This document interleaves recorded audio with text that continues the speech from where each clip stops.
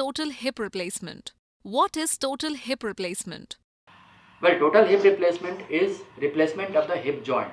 Hip joint can become arthritis, or hip joint can be destroyed by several processes like osteoarthritis, avascular necrosis, or tubercular infection of the hip joint. In that case, the ball and the socket, which form the essential component of the hip joint, are replaced by implants, which is known as total hip replacement. Total hip replacement is the one of the most successful and rewarding surgeries in the history of medical science up to date. What are the indications of total hip replacement? Total hip replacement is replacement of the hip joint. So the indications are pain, which can be because of hip arthritis, avascular necrosis, tuberculosis of hip, or even a fracture of hip. So pain, inability to stand, walk, and restriction of movement are the primary indicators of total hip replacement. Does it change lives? Yes, total hip replacement is a life-changing surgery. Total hip replacement, according to World Health Organization, is the most successful surgeries of the 20th century. It changes lives. A person who is bedridden, a person who is having difficulty in turning from one side to another side, a person who is having difficulty in even sitting, suddenly on one fine day, there is magic and he starts walking. What are the types of total hip replacement? So total hip replacement is basically of two types. One is cemented, another is uncemented.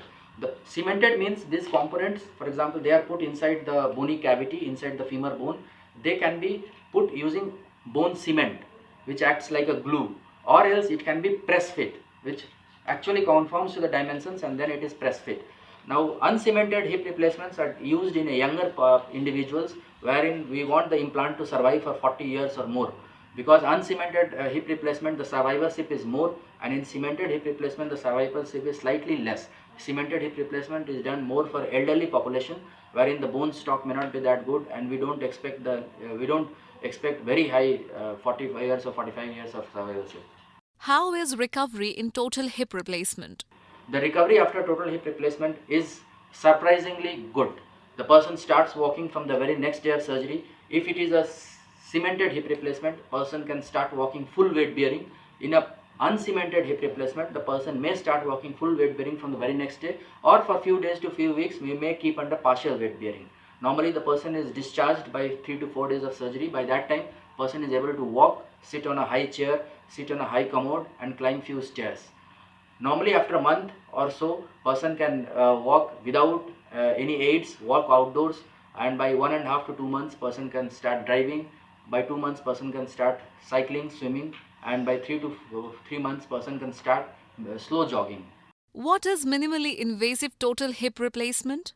Minimally invasive total hip replacement is an advancement of the approach of the hip replacement, in which cutting is less. It is more guided through navigation. It is guided through navigation or through image, and the cutting is less, thus allowing for accelerated recovery after total hip replacement. What are the types of implants in total hip replacement? Well, the type of implants in total hip replacement form a huge, there are a huge basket of implants. To start with, basically there are cemented and uncemented implants. There are metal implants, there are ceramic on ceramic implants, there are metal on poly implants, there is small head, medium head, and large head implants. So all these factors are there, but the type of implant is best decided by the surgeon who is doing your surgery. And normally for younger population we use uncemented implant. For high activity people we use large head implants, and for elderly population we use a cemented implant. Are the implants decided by the age of the patient? Yes, younger the patient, the more is the likelihood of your surgeon using an uncemented implant. The more active the patient, for example, if a person wants to do jogging, a person wants to do cycling, then it has to be a large head implant. The elder the person, more is the likelihood of using a cemented implant. What are the level of activities after total hip replacement? A total hip replacement will allow you to walk unhindered, to do a slow jogging, it will allow you to do cycling, swimming, climb upstairs, it will allow you to drive, and it will allow you to play recreational sports. What diseases need a total hip replacement?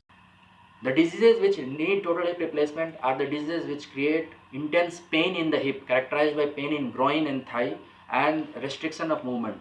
Majority of these diseases are osteoarthritis of knee, or a condition called avascular necrosis of knee, or even infections like tuberculosis of knee.